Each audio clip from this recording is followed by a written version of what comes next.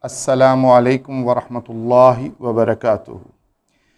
Dear students, today our topic is method of Umrah and the differences between Hajj and Umrah.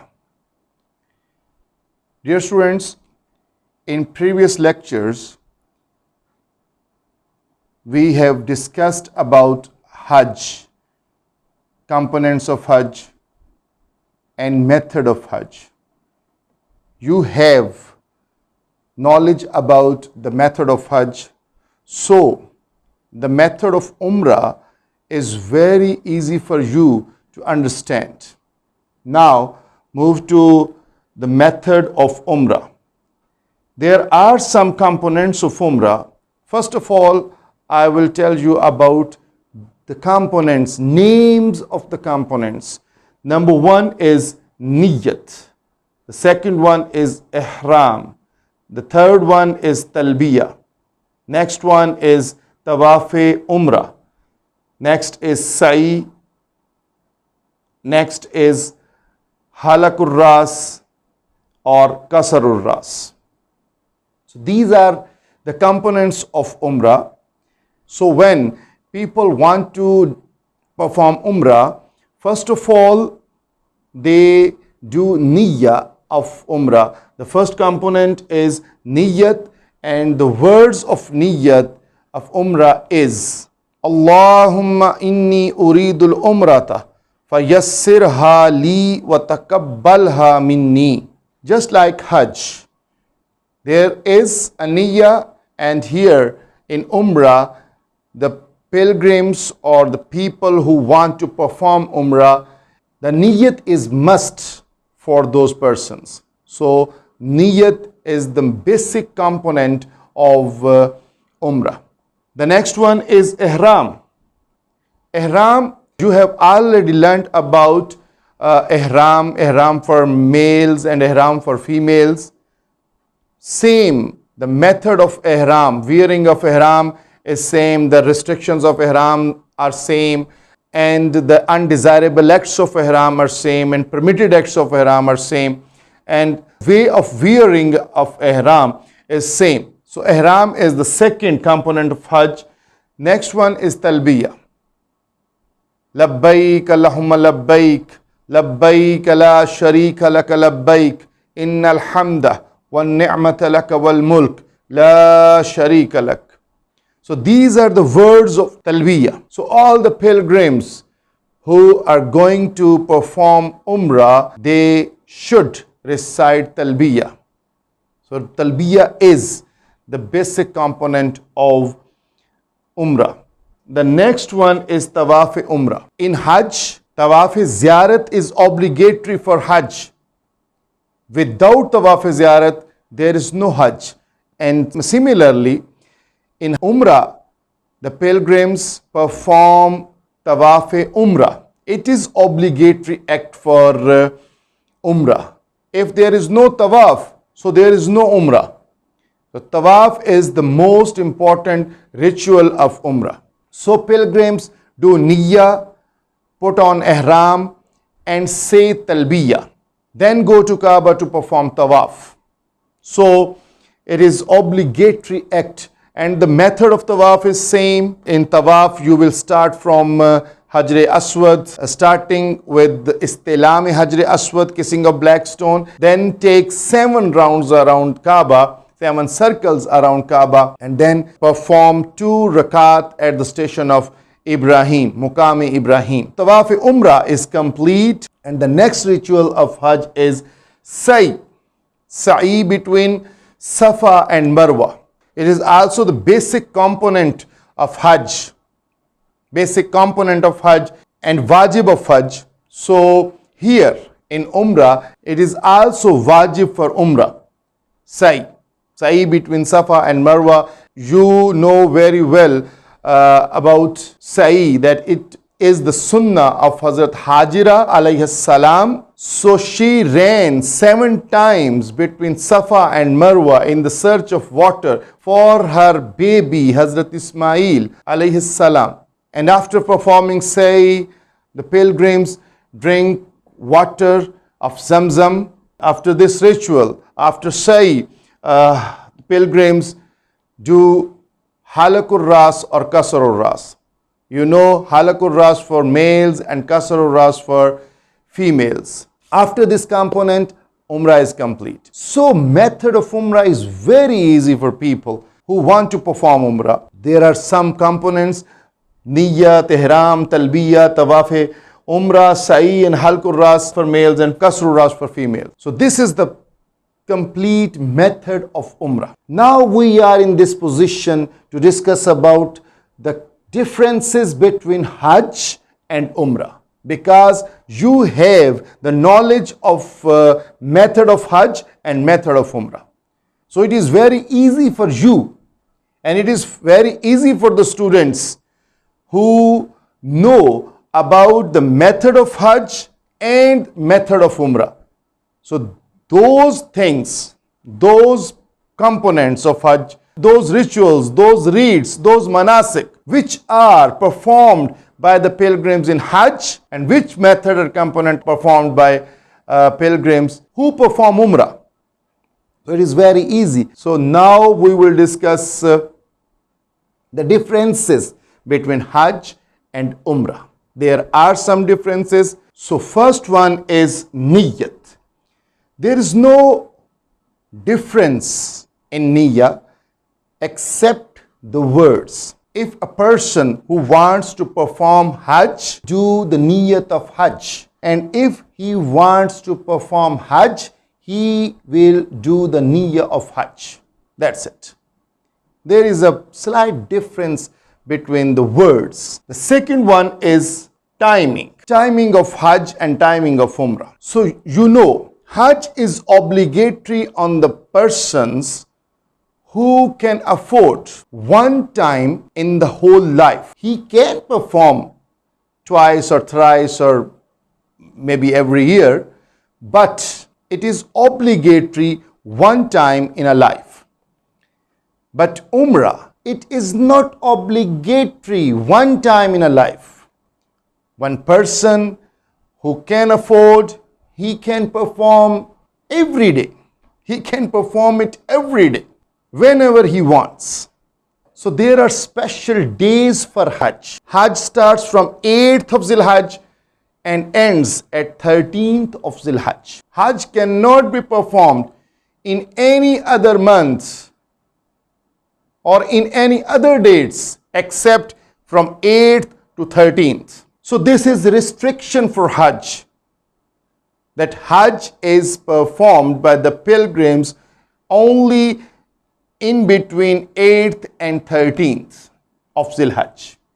But Umrah can be performed by the pilgrims any time except the days of Hajj. You cannot perform Umrah in the days of Hajj only. Otherwise, you can perform it in the daytime or in the night or in Ramadan or Shawwal or Zikad or Zilhajj, except these dates, any month of the year. So you can perform it anytime. The next one is Talbiyah. Talbiyah is same for both Hajj and Umrah. Labbaik Allahumma labbaik, labbaik la sharika laka labbaik, innal hamda wan ni'mata laka wal mulk, la sharika lak. Wording is same, method is same. It is also compulsory for Hajj, it is also compulsory for Umrah.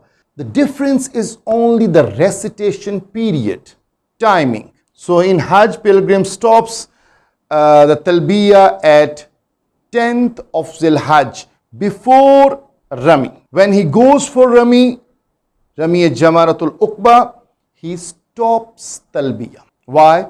Because it is the answer of the call of Allah. Labbaik Allahumma labbaik. So pilgrim who goes to perform Rami, he stops Talbiyah before throwing the pebbles to devil.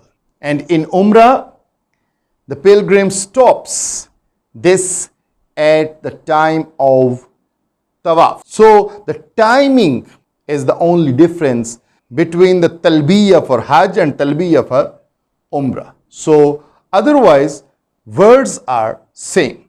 The next one is tawaf, obligatory tawaf. So obligatory tawaf for Hajj is tawaf-e-ziyarat. It is the most important ritual of Hajj. And in Umrah, tawaf-e-Umrah is obligatory for Umrah.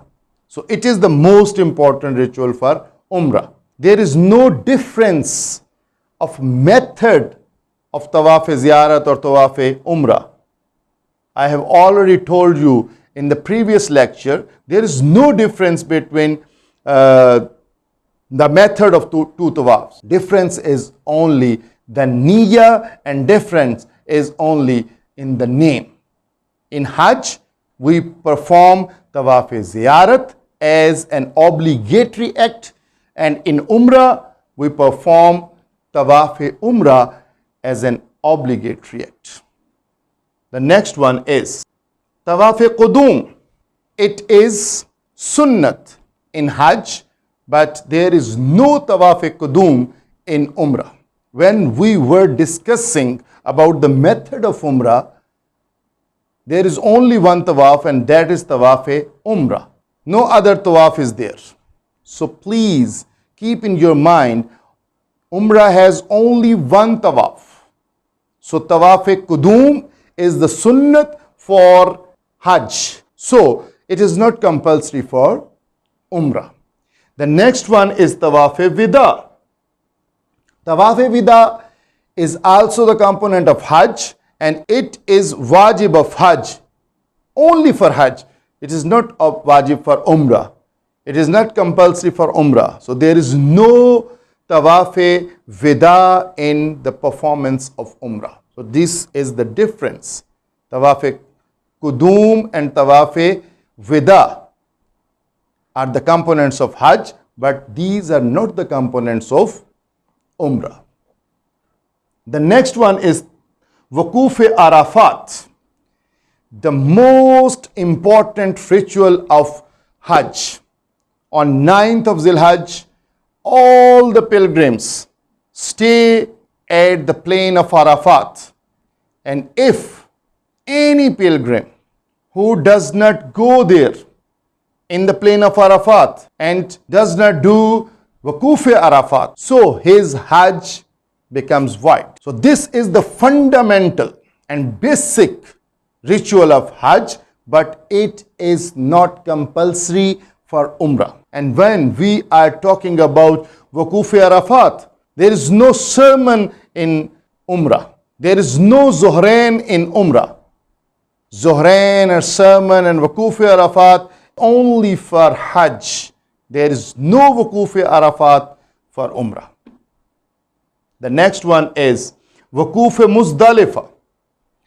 It is wajib, secondary imperative act of Hajj, but it is not compulsory for Umrah. If Waquf-e-Muzdalifah is not the compulsory for Umrah, so there is no need to collect 49 pebbles for throwing to devil. So it is compulsory for Hajj to stay a whole night at the plain of Muzdalifah and collect the pebbles, 49 pebbles, and spend the whole night in repentance and praying and istighfar and in talbiyah and pray to Allah Almighty. So it is the component of Hajj. So there is no Waquf-e-Muzdalifah in Umrah. So there is no Maghribain is compulsory in Umrah. So next one is Rami, stoning to devil. In the previous component, Waquf-e-Muzdalifah, we have discussed that if there is no Waquf-e-Muzdalifah, there is no need to collect 49 pebbles. So if we do not collect the pebbles, so there is no question of Rami. So Rami is the basic component and wajib of Hajj, but it is not compulsory and wajib for Umrah. The next one is Nahr, sacrifice. It is also from the Wajibati Hajj, but it is not compulsory or wajib for Umrah. If a person goes for Umrah, he will not sacrifice any animal there. So it is not compulsory for Umrah. The next one is Halakur Ras or Kasarur Ras. Halakur Ras, shaving of head, it is only for males, and Kasarur Ras, shortening of hair, it is only for females.